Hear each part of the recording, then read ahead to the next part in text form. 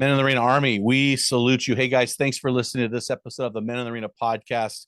I'm Jim Ramos, host of Spotify's #1 Christian podcast for men, and your guide to help you become your best version, even in the midst of that stress bubble of life while you're loving your wife, you're raising your children, you're trying to be your best version. We want to help you be that best version in that bubble and beyond. And so thanks for tuning into this episode. Guys, I am really excited about today's guest. I'm going to tell you something. Over this shoulder, I have stacks and stacks of books. There are over 100 books I've read over the last 30 years just on the topic of leadership. Our guest today is a God-driven leader with a history of leadership. He wrote a book that I could probably throw all the other books off the shelf and just put that book there. It's a new paradigm of leadership. It's a God-driven model of leadership. It's a move away from the business-driven model that has inundated the churches. And I'm really excited about bringing this guest on today to share with you his style of leadership and how a man can use it to lead his family. Guys, this is going to blow you away. It's a paradigm that you've thought about, but you've been confused as a leader because you've been told more of a business-driven model. I think this is really going to bless you guys today. But before we get into our guest introducing him, I want to walk through a man law that we have today. Remember, our man laws are supplied by you, our heroes. So whenever we hear one of those man laws from you, we want to give you a gift just to say thank you. Just send us your physical address at info@meninthearena.org, and we will send you some swag just to say thank you. This one today actually comes from my oldest son, James. We are elk hunting this weekend, and we decided to rally because we weren't getting into the elk the way we wanted to. We put our camo makeup on our faces. We actually put a reel on Instagram. You can go check it out. But we came to the realization that real men don't wear makeup unless it's camo. So anyway, hey, James, hit me up, son, and I'll throw you some swag. So anyway, you know my address and I know yours. Anyway, this week's hero story is from another woman. Our women are really sounding off, guys. We're really impacting the wives out there. And wives, we sure appreciate you writing in with your hero stories. This one comes from Nikki on Instagram. She says, my marriage is in a lot of trouble. I'm desperate to save it. My husband is not a believer. I think God is asking me to hold space for him to come to Jesus. And so I am. I'm reading a lot and following your podcast to try and understand him more. Plus, I have a 14-year-old son, and I'm trying to raise into a godly and a good man while his dad is absent and abandoned us and is giving up. Thanks so much for the awesome episodes and for empowering me as a mother to equip my son, even if my husband and marriage are falling apart. Man, that's a tough story. Nikki, we're praying for you and your marriage. And we just are so thankful that you're committed to Jesus, committed to raising your son in a godly way, and committed to making space for God to do that miracle, because you never know when that miracle is going to come in your marriage. So just praying for your husband that God would get a hold of him and transform him, and that you would have the miracle you've been praying for. So God bless, and hit us up at info@meninthearena.org with your address to send some swag. All right. Thanks, Nikki. Hey guys, thank you again for making the Men in the Arena podcast Spotify's #1 podcast in the world for Christian men. Guys, we got a great guest on today, Dr. Roger Parrott. He's been married to his beautiful wife, Mary Lou, for 47 years. Dr. Parrott is president of Belhaven University in Jackson, Mississippi, which is one of the fastest growing and most innovative colleges, serving 5,000 students, including students at an online campus in China. Belhaven was also named one of America's best colleges to work for by the Chronicle of Higher Education. Roger was named one of the top 10 most visionary education leaders of 2021 by Education Magazine, and is one of the longest serving university presidents in America, serving over 30 years as a president. He's the author of Opportunity Leadership, Stop Planning and Start Getting Results, which is our subject for today. And man, I'm so excited to have this guy. Guys, I'm going to tell you, I told Roger offline, but I'm going to tell you guys, I have 140 books right here that I've read over the last 20 years, all on leadership. And guys, I'm being really honest. I want to throw them all away and put his book there. His book is really that good. You are going to love learning what it means to lead your families through what he's written in this book. So Roger, it is really an honor to have you on the show. Thank you so much. Well, this is my treat. This is my treat because I love what you're doing, and I love how you're helping guys And if we can be of a benefit to people today, I'm thrilled, because the book is very different. So we'll talk about some of that. This is very different from most of the other leadership books out there. Well, the funny part is you're named one of the top 10 most visionary leaders in education. And the funny part is your subtitle of your book is Stop Planning and Start Getting Results. It's so counterintuitive. And when the book came in the mail, I don't know how I got the book. The book showed up and I thought, what is this? It's another leadership book. And I'm blown away personally. It's been a game changer for me. And so I want to thank you for that. I also want to thank you for this. I looked at the mission statement at Belhaven University, and it says this: Belhaven University prepares students academically and spiritually to serve Christ Jesus in their careers, in human relationships, and in the world of ideas. Belhaven University affirms the lordship of Christ over all aspects of life, acknowledge the Bible as the foundational authority for the development of a personal worldview, and recognizes each individual's career as a calling from God. I'll tell you what, in this day and age where higher education is a little bit under fire, I really appreciate that mission statement. I am so impressed. I'm really excited to dive into this interview. Well, and the mission gets lived out. I mean, I can write statements all day long, but they don't matter if the faculty and the football coach don't do it. But they really do it. And, again, that's not why we were doing this discussion today. But, we've done some really innovative things to help families. I just did a 5-part series on the real cost of college, because most families don't understand the real cost of college. And I showed them how they'll save $50,000 to $60,000 by coming to Belhaven instead of going to a state university, and that includes that we give a double major free if it goes into the 5th year, you go for free on the 5th year, and we give every student a free master's degree for every single student who graduates. So that's not why we're talking today, but our mission gets lived out in the lives of our faculty, our staff, our students, and it's a pretty marvelous place to be. Oh man, that's so cool. That is so cool. Well, tell us a little bit more about yourself to give our listeners context. Well, I grew up in the home of a college president, and this was probably the last thing I wanted to do, but God had a better plan.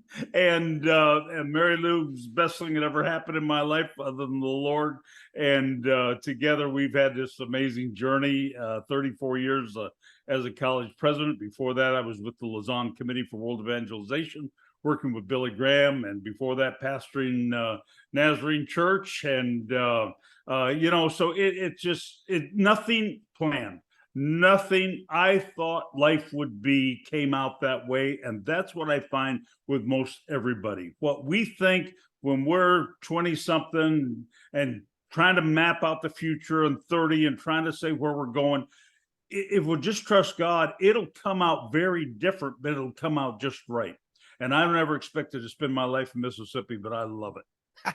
Well, you said something there that's very powerful, Roger. You said, if we would just trust God. And that really is what this book is about. And honestly, this book, as it gains popularity, and it should gain popularity, it's going to tick a lot of people off, because in the church, we've kind of adopted a business model of leadership, and your book flies in the face of that. Let me read a quote from your book. You said this: relinquishing planning is the single best thing I've ever done in my professional ministry life, and also the scariest. It was complex to accomplish, but also simple. And even though it took a long time to implement, it changed everything overnight. So let's just jump right in.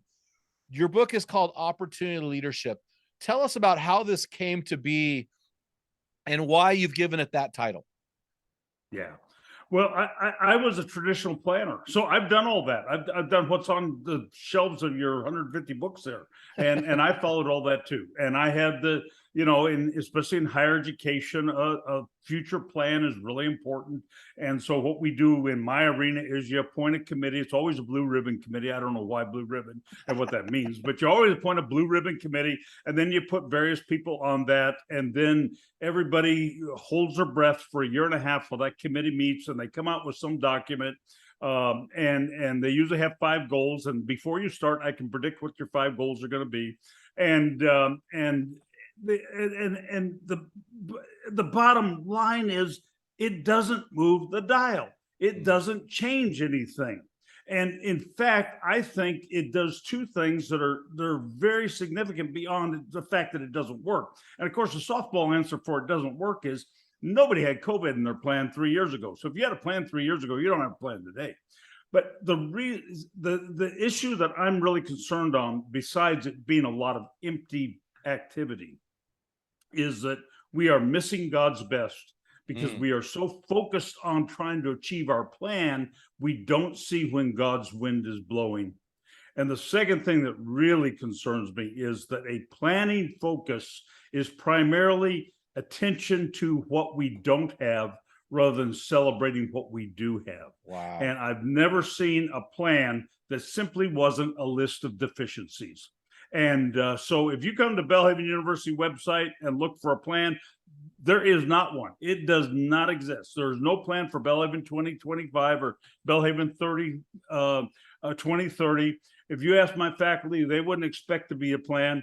And we have moved away from that over about a 20-year period to this point where we just trust God for the future and we let him bring us opportunities that really guide where we're going. Now, I want to say one thing real clear at the beginning. This is really critical. I'm talking about future planning destinations, not operational planning. So we do operational planning. We plan very carefully what we know God's given us. So we know we're going to teach nursing. We know we're going to run a football team. We know we're going to feed students in the Diamond Commons. We plan that very carefully. What God's given us, we're going to get the best out of what he's given us. What we don't plan are future destinations where he may take us and what that future is going to look like. So when people ask me, and they often do, either when they're coming in interviewing for a job, or even on the media, I've said this on television, people will say, well, what's the future of Belhaven look like? And my transparent answer is, I don't know. I really don't know. But what I do know is that the plan that God has for us is far better than the plan we could come up with around conference tables writing on whiteboards. And so we just don't plan, but we are incredibly sensitive to opportunities when they come. You know, I wrote in my bio here that this is a new leadership paradigm, but it really isn't. It's actually the oldest one out there. In Genesis 15, God said, go to Abraham, go to the land I will show you. And what you're saying is we're going back to a biblical model, and we're essentially repenting of the business model that we've allowed to sneak into the church. You wrote this in your book. You said it's almost bewildering to those who have never experienced. So can you dive in deeper to this opportunity in leadership? You say it's grounded in waiting on the anticipation for God-given opportunities. How do we recognize those? Yeah. First of all, let's get a framework, because I think it's helpful for people to have an image. And the image we use on our campus that I developed when we first rolled this out in 2002 was the image of a powerboat versus a sailboat.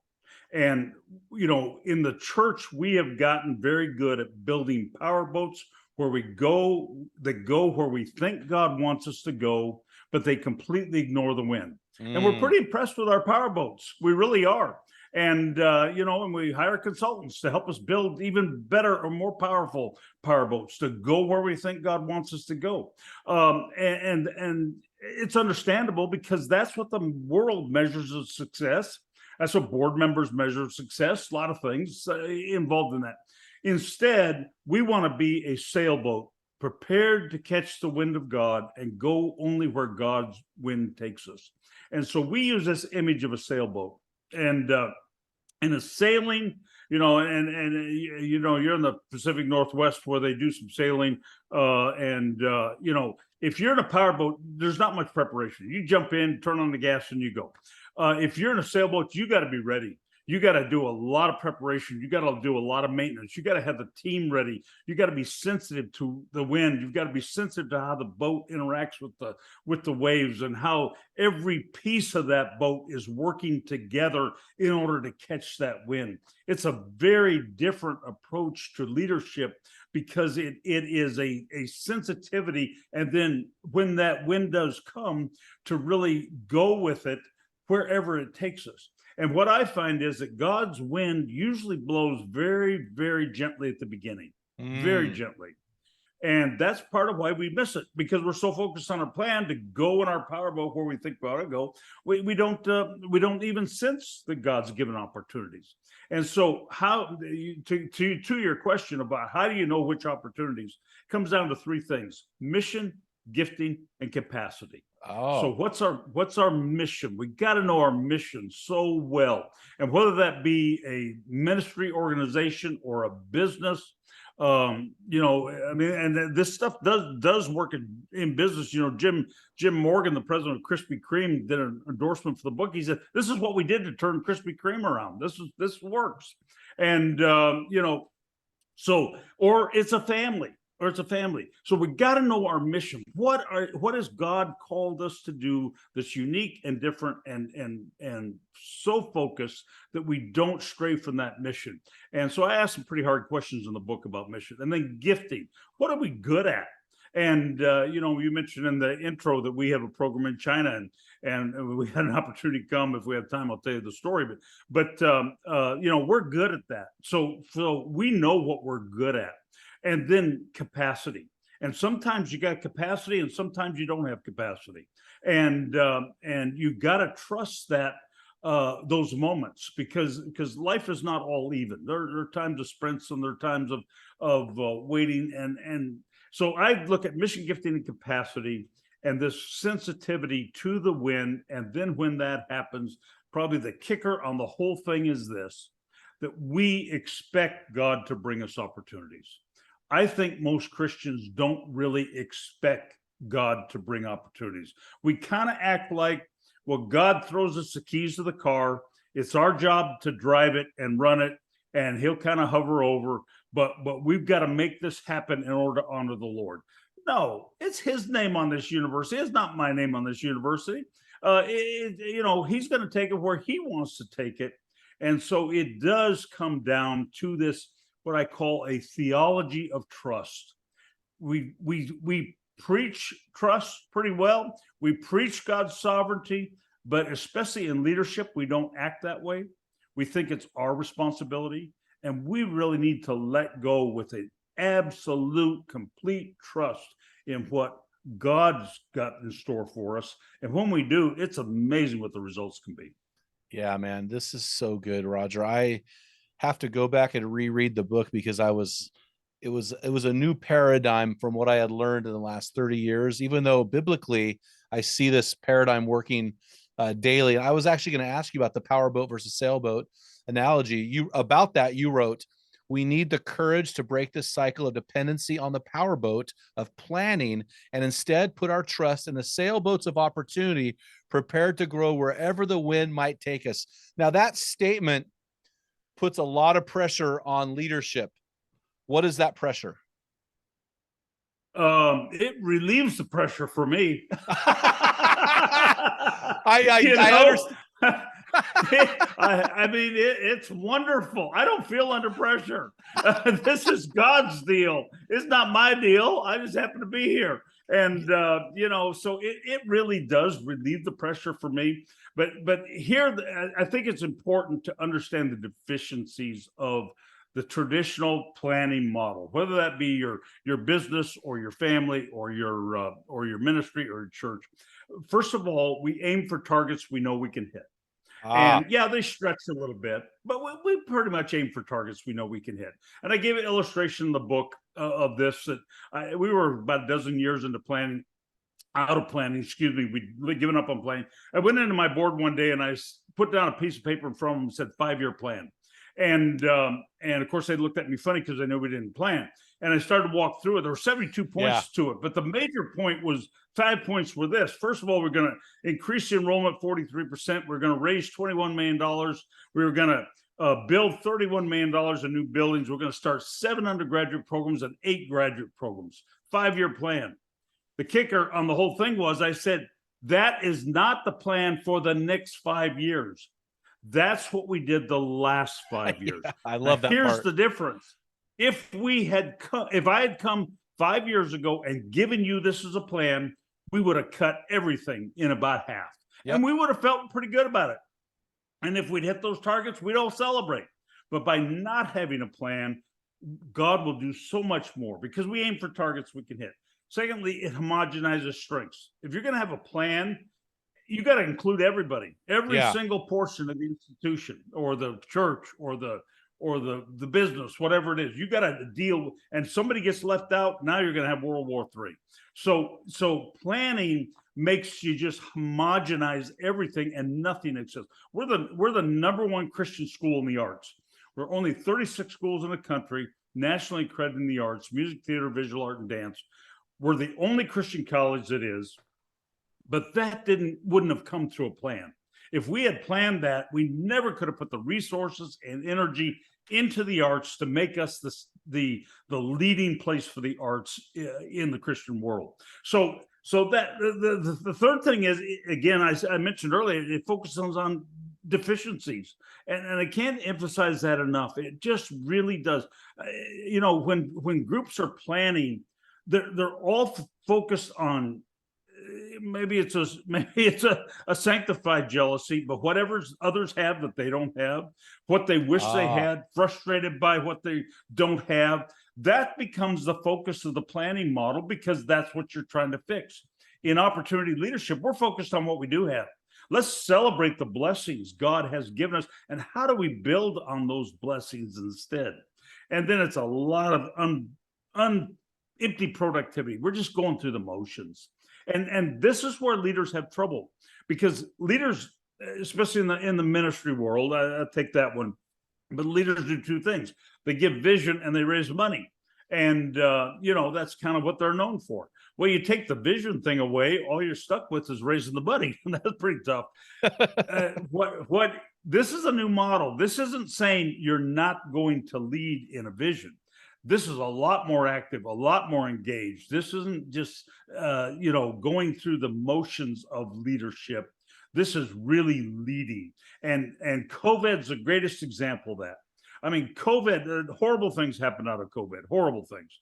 And my daughter's the longest suffering COVID long patient in America. So she's been in bed for 2.5 years. So I understand the tragedy of COVID. But the good things that happened out of COVID were we learned to operate without a plan. And look what that did. It got us incredibly innovative. People could have church without actually being in a church. Restaurants could serve without being open. We could have presidential inaugurations without a crowd.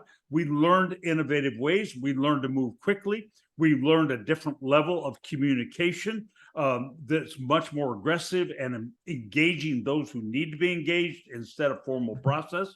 And we saw all these things happen. Now that COVID's kind of lessening up, we're trying to go back into the old model. Don't do it.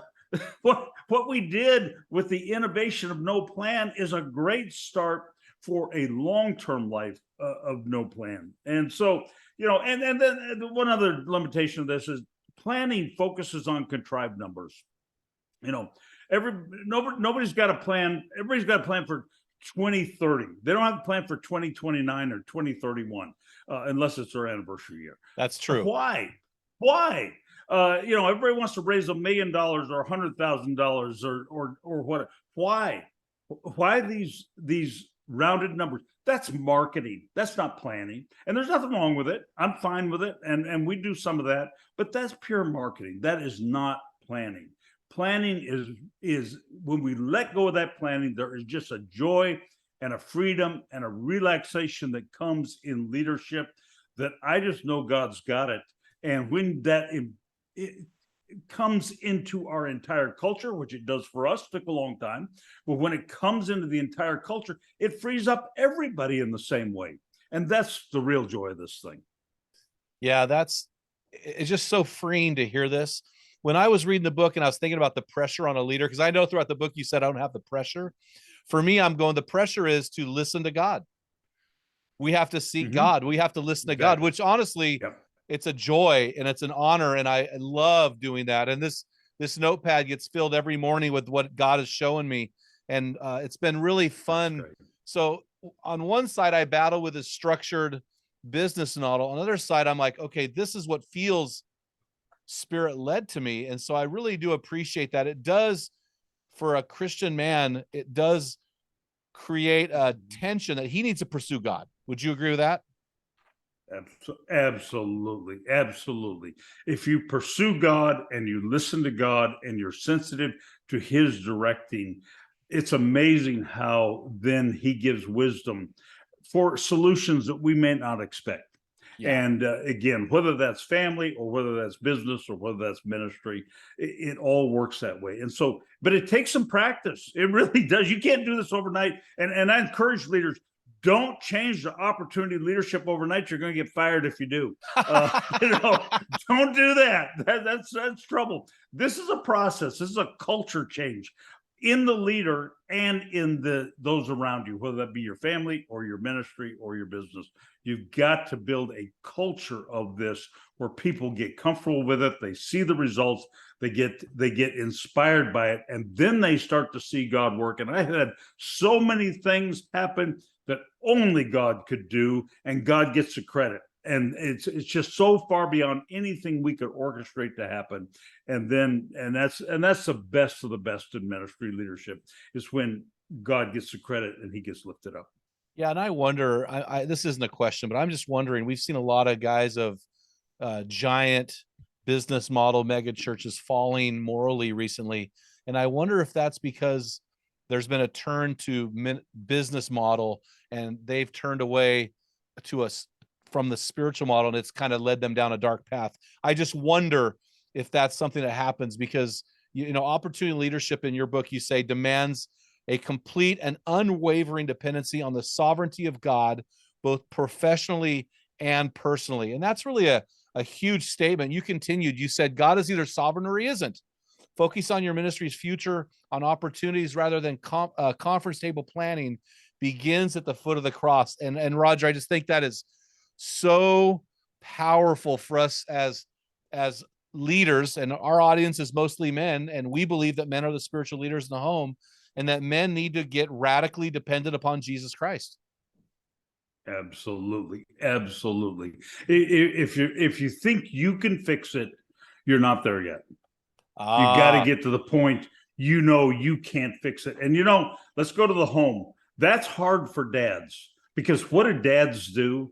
Dads fix stuff. Yes. And the hardest thing that I've had to deal with my precious daughter, who's 28 years old, suffering with COVID after 2.5 years in bed, is I can't fix it. I can't fix it. And all I can do is trust God to fix it. And that's hard, because that's what we do. That's why we're dads. We fix stuff. And when you can't fix it and you just are on your face before the Lord, pleading for him to take control, there is a release and a joy and a total trust at a different level that we've ever had before.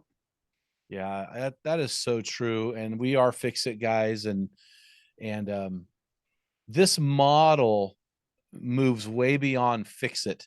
It gets ahead of the fix-it mode, because a guy's listening to the wind of the Holy Spirit. And I think, and we share a Nazarene tradition. And I think this call to holiness for a man, like we tell men all the time, our theology is really simple: radically give your life to Jesus so you can understand what your creator has planned for you, and then pursue the God who created that plan. And so it's so important. Well, you said this, and I want to jump into, because the biggest question that we have for men, the biggest thing they can't fix or don't have the answer to, is they have no idea what it means to be a spiritual leader.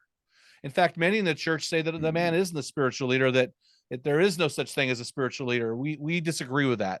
And so when it comes to spiritual leadership in the home, this is something I thought was really powerful from your book. You said, gather your courage, set aside assumed leadership absolutes, cut up the box, and let's walk together to start capturing rather than creating it. And so I want to spend some time doing that right now. Your book is broken into 3 sections. And one of the sections is the 6 tendencies of an opportunistic leader. And I would like to take those, if it's okay with you, Roger, and transform them into, what does this look like for the spiritual leader in the home? So what does this look like for a man as he's trying to lead his family? And so you have 6 tendencies of the opportunistic leader. And so tendency number 1, and I personally love this one, embracing speed. Yeah.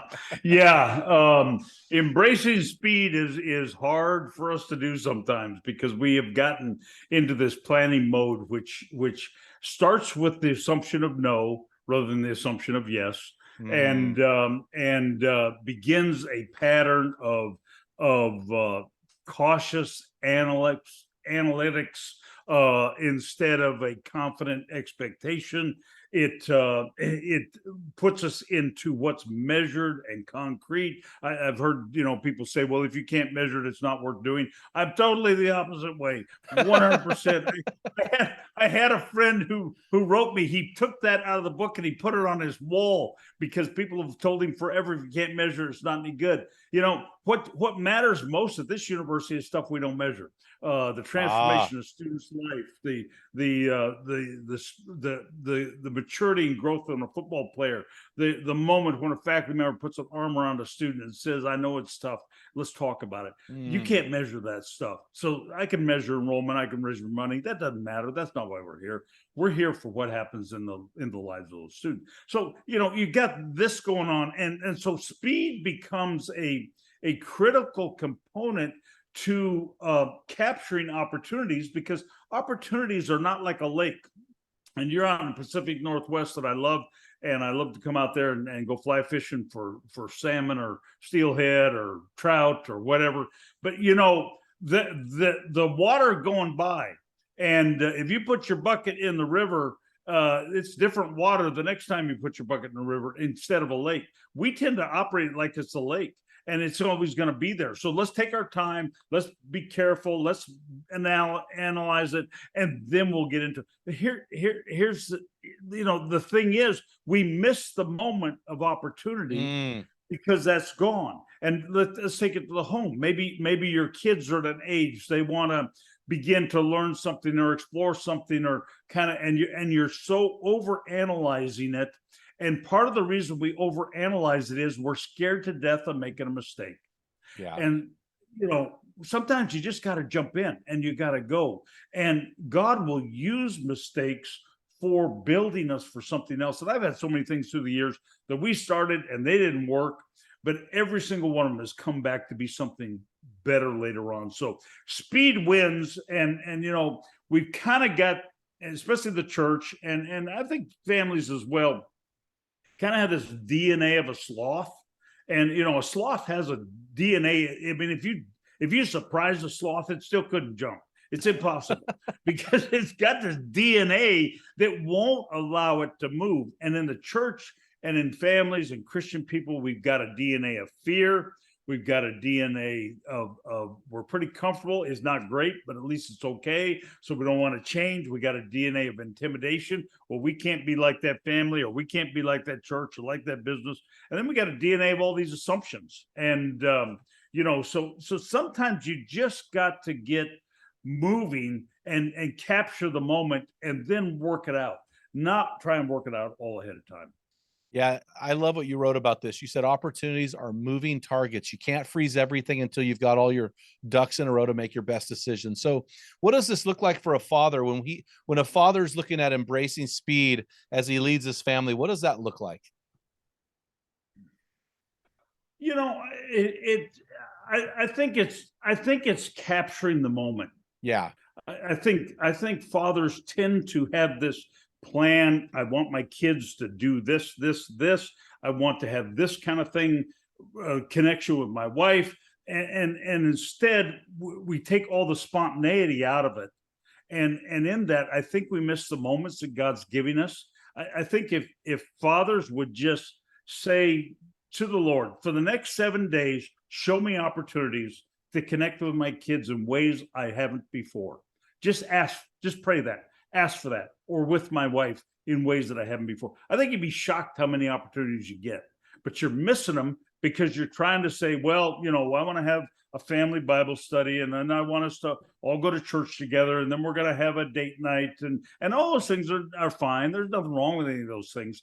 But I think in the plan, we miss the moment, and the moments come because we're ready with speed. Well, and the problem with moments is they don't come back.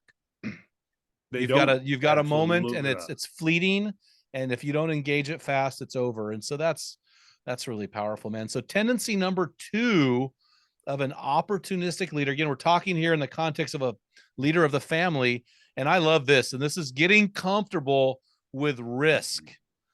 Getting comfortable with risk. Yeah. Boy, I see that a lot in parents, and I deal with a lot of parents who bring their kids to college, and they're always interesting and fun. I had one mother one year, she dropped off her son, and I saw her on the sidewalk, and she said, "Well, I couldn't do much with him. You give it a try." Oh man! So, and he came out okay. I tracked him, and he came out okay. But I see this. Let me give an example of work again. As I said, we're big in the arts, so I get a lot of families whose kids are interested in the arts: music, theater, visual art, dance, creative writing, film, graphic design, any of those arts. And the parents go, "Man, I've paid for music lessons my whole life. I've taken you to ballet classes. I've done all this stuff. And now we get ready for college and go, well, what are you really going to do? Because you're not going to make a living at that." So they're afraid to take a risk on that child's passion. And my advice is follow your kid's passion, not your plan for them. Don't take your frustrations about what life didn't work out for you and try to project that into your kids and get them to be what you weren't.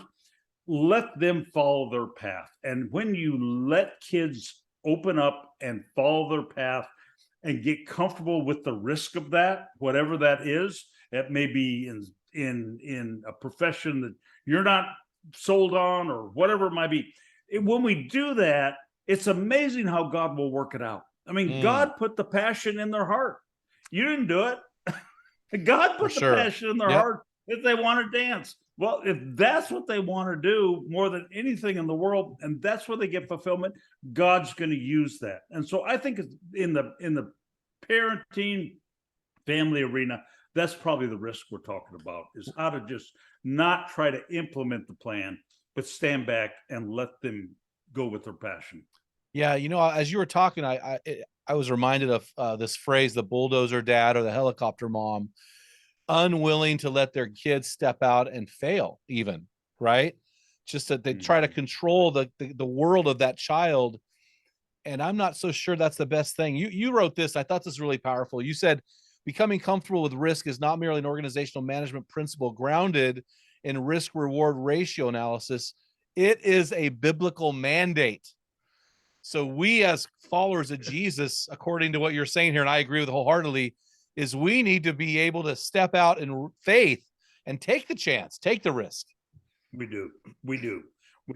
And that includes us as well, not just what we think is best for our family, but we've got to be able to take the risk. And sometimes there's a vulnerability to that we're fearful of, or other kinds of things. But yeah, I mean, when you start to think about it in terms of this is a trust in God.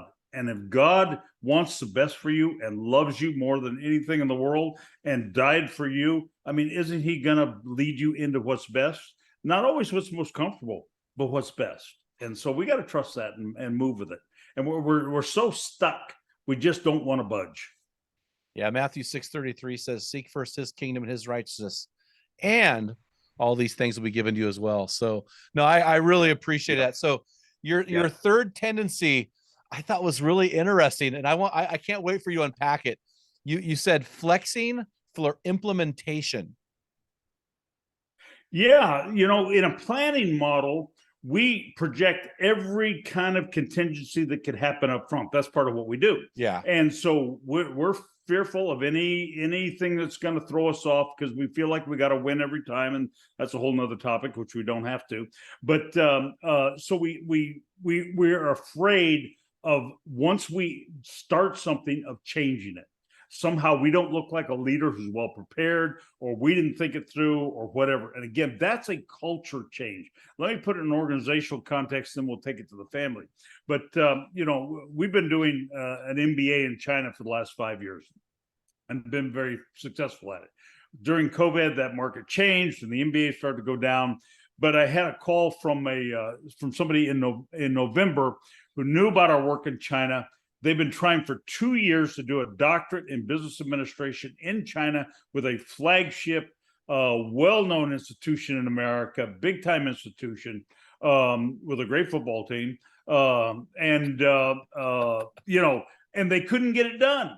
Because of going through the process and the process and the process. And they called us and they said, we want to talk to you about doing it. They called me on a Thursday. We told them on Monday we'd go. And one of the big issues in that is that the Chinese students wanted to take 2 classes at a time. And we only wanted to take 1 class at a time at doctoral level. So we're getting into this thing, and my team's saying, man, we just need to slow this down because we got to get this worked out. It's going to be a problem. And I said, no, let's just go.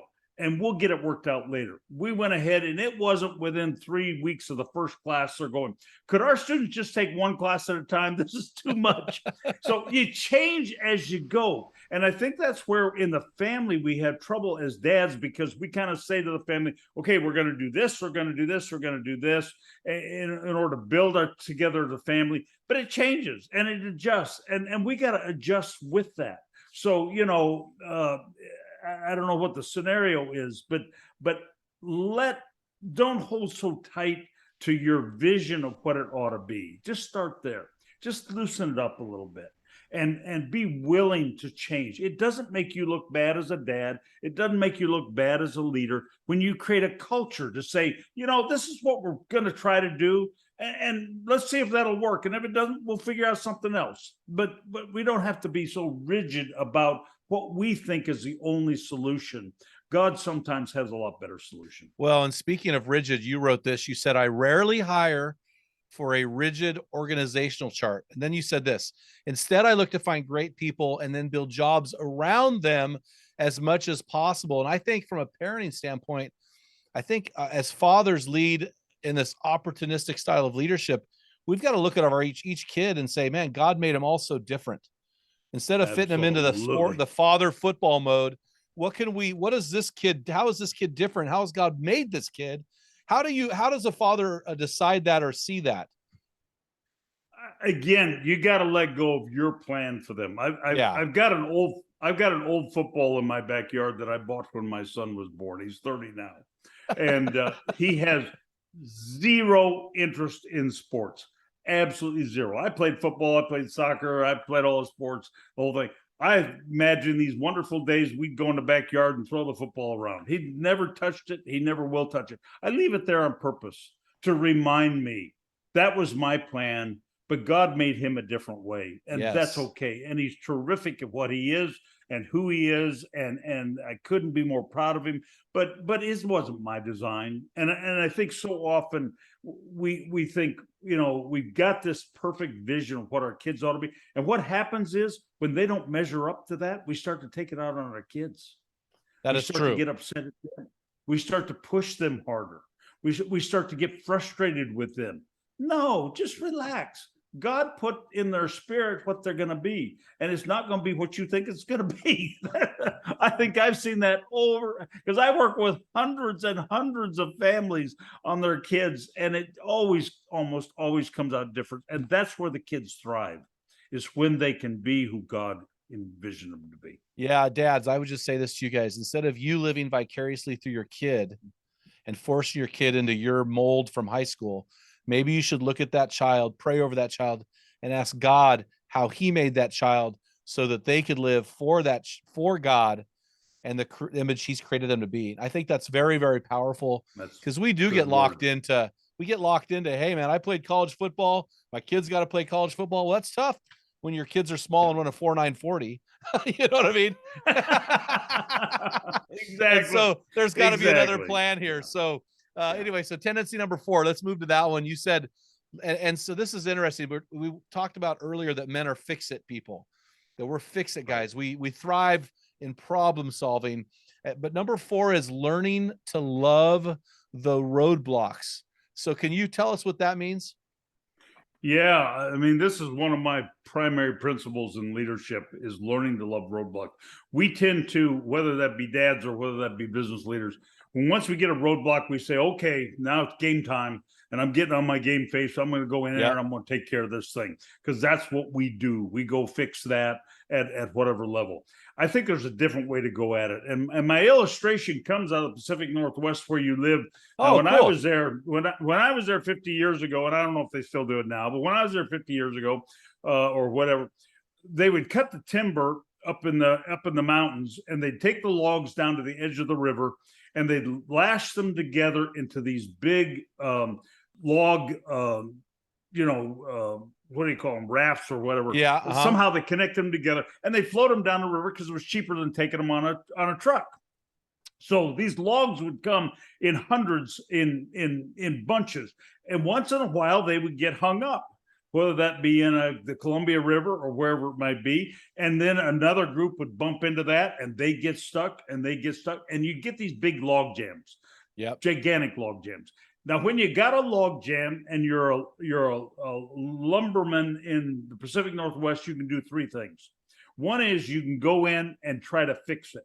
And I've seen them go in there with these gigantic steel rods, and they walk on top of the logs, and they will try to move it and try to break up the jam. And a really skilled person can do that, but you can also break your leg, or you could get killed, or you can get crushed to death. There's a lot of bad stuff can happen when you go in to break up a log jam. Second thing that they used to do, and I don't know if they still do, is they put dynamite in and just blow it up. And if you blow it up, you can move the log jam, but you don't know what's going to happen out of that. And a lot of bad things can happen out of that. The third thing you can do is you can wait and let those logs rub against each other.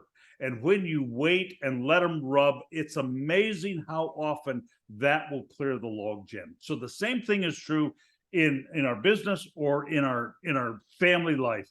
You can go in with your big iron bar as dad and try to fix it, but you could hurt your kid in the process. You could hurt your relationship. You could hurt your level of trust. There's a lot of risk in that. Secondly, you can just blow it up. We're having a family meeting and nobody's getting up from this table till we get this thing fixed. And, dads do that stuff. And then somebody goes off crying and somebody else is mad and somebody won't talk to somebody but a lot of bad stuff can happen for that. Sometimes just wait. Let the logs rub against each other. And if you'll be patient with roadblocks, sometimes they will, most times, in fact, I would say they will clear themselves and they will work themselves out over time. Well, and even more than that, in your book, you said God can use roadblock to redirect us.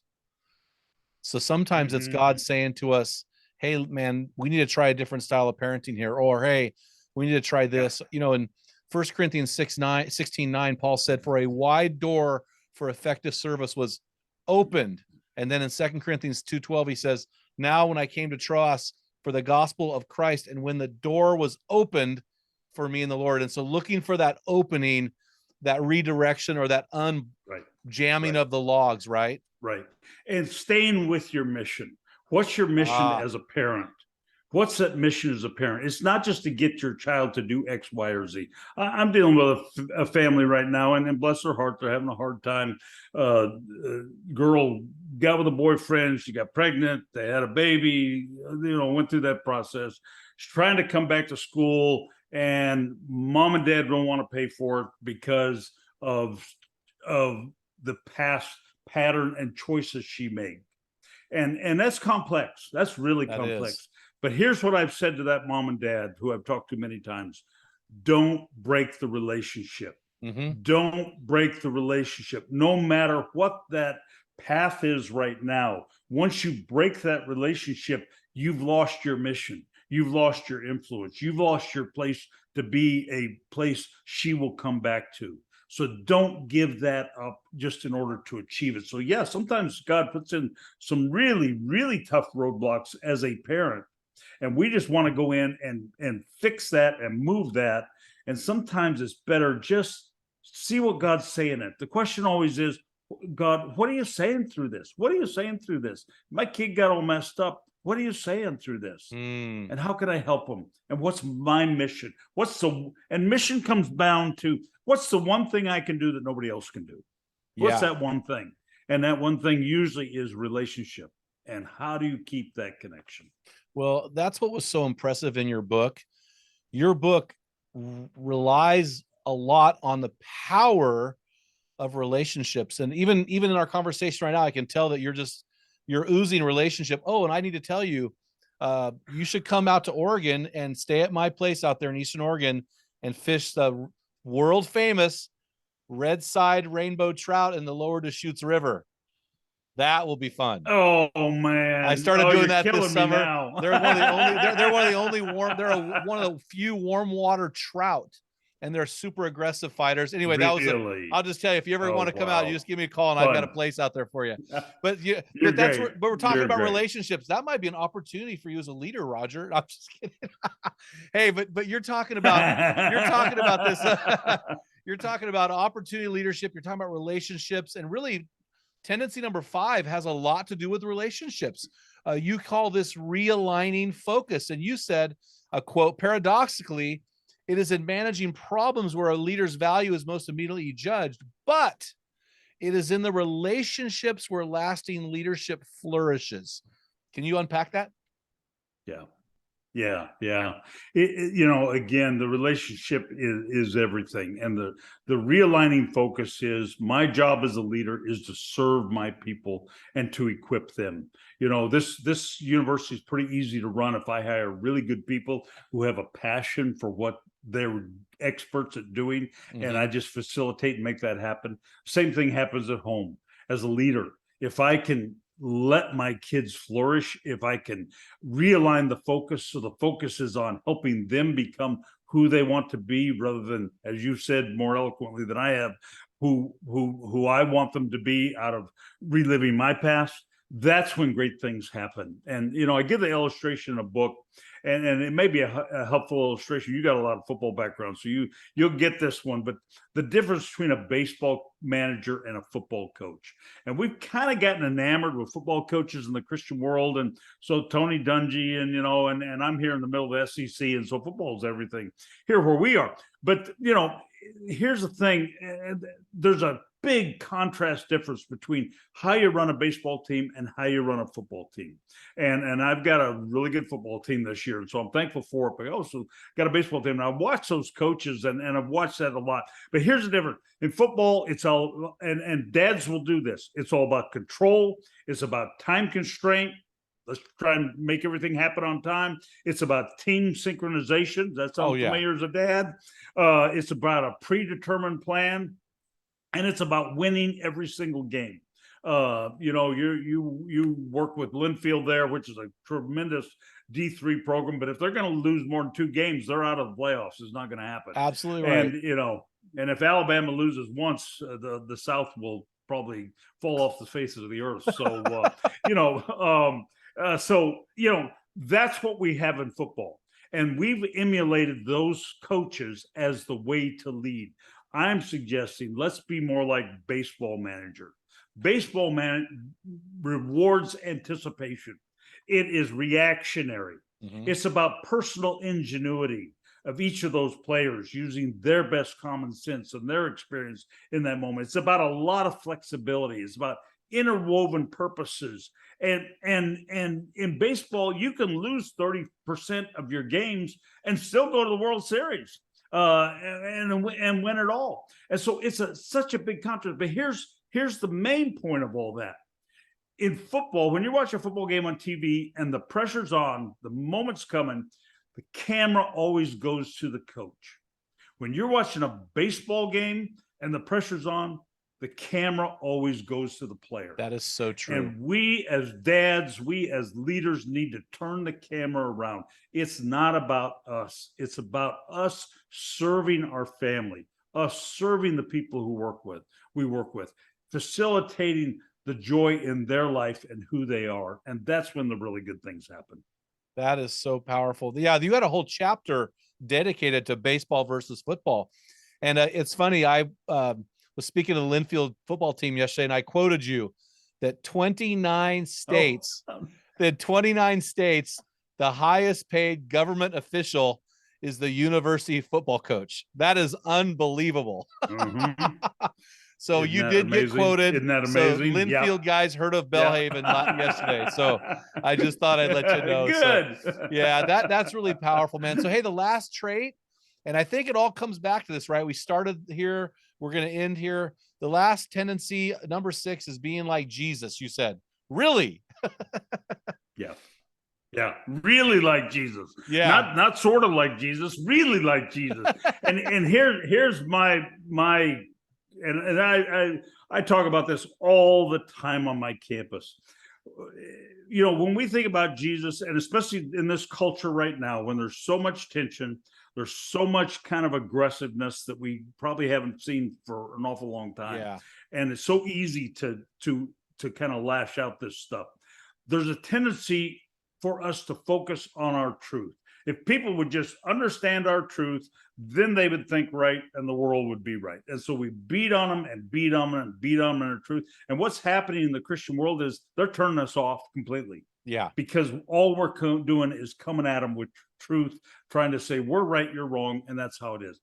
When Jesus was described by John, who knew him best, John was the closest to him. And John knew him best. And they said, who is Jesus? He said he came full of grace and truth. Not truth and grace, grace and truth. He expected them to say truth because, I mean, they heard him teach, so they knew the truth. Yeah. But it's the grace. And if we would be as serious about grace as we are about truth, it's amazing what we could do in this culture. If dads would be as serious about grace with their kids as they are about trying to teach them truth, it's amazing how those kids would respond. Or in your relationship with your wife, if you'd be as serious about grace as you are about truth.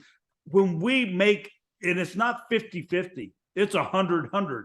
It's 100% grace and it's 100% truth.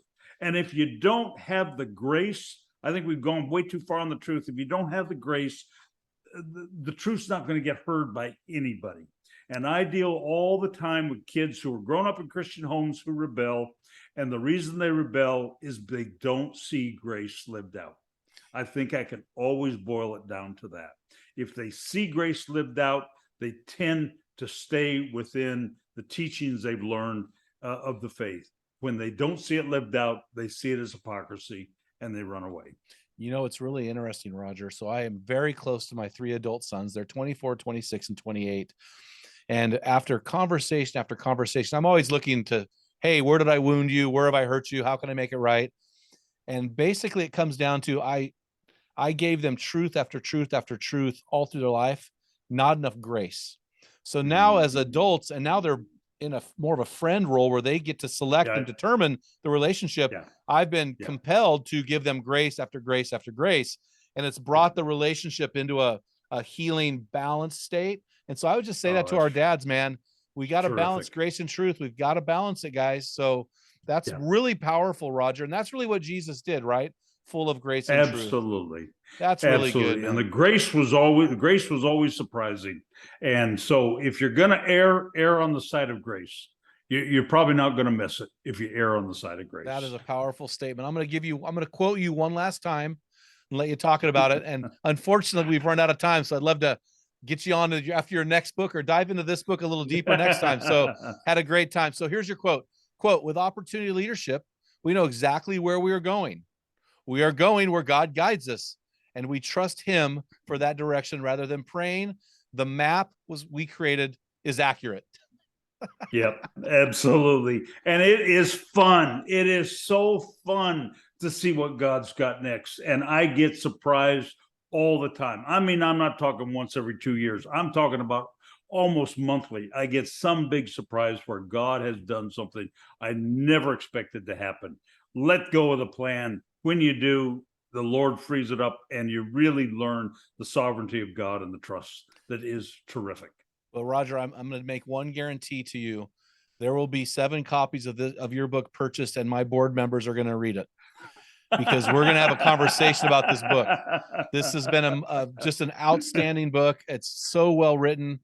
Man, how can our guys get a hold of that book, or how can they reach out to you or find more out about Belhaven?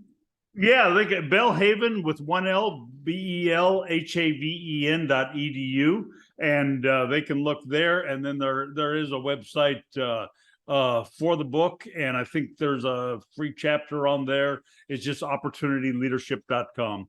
And they can find it there, and some other stuff that might be helpful. Well, I sure have appreciated you coming on the show today, sharing your wisdom and experience. Just been truly an honor. It's a treat for me. And thanks for all you're doing to help guys. Thank you. We need what you do, and you're doing it awfully well. Well, thank you so much. So guys, listen, guys, let's get our boots on the ground. What are we going to do next because of what you heard today? And something Roger said really stood out to me. So here is your action item for this week. For the next 7 days, I want you to ask God to show you opportunities to connect with your wife and kids. So for the next 7 days, pray this prayer. God, show me opportunities to connect with those I love. And man, I look forward to hearing the hero stories pouring in from all over the world. Guys, make sure you head on over to meninthearena.org, grab your free copy of my book, Tell Them What Great Fathers Tell Their Sons and Daughters. While you're there, sign up for the launch of our fall program by clicking the Join Our Program button. Until next time, feel the wet sand on the arena floor, hear the deafening roar of the crowd, taste the sweetness of victory, smell the stench of battle, get in the game, get dirty, grind it out, look for the opportunity, and be a man. You've been listening to the Men in the Arena podcast. If you hunger to be your best version, then join thousands of men from around the world in our Men in the Arena forum on Facebook. This is the best place to have open discussions around the topic of biblical manhood. Make sure to explore our website at meninthearena.org, sign up for the weekly equipping blast, and take advantage of our many free resources designed to help you become your best version of a man. Thank you for listening to this episode of the Men in the Arena podcast. Remember, when a man gets it, everyone wins.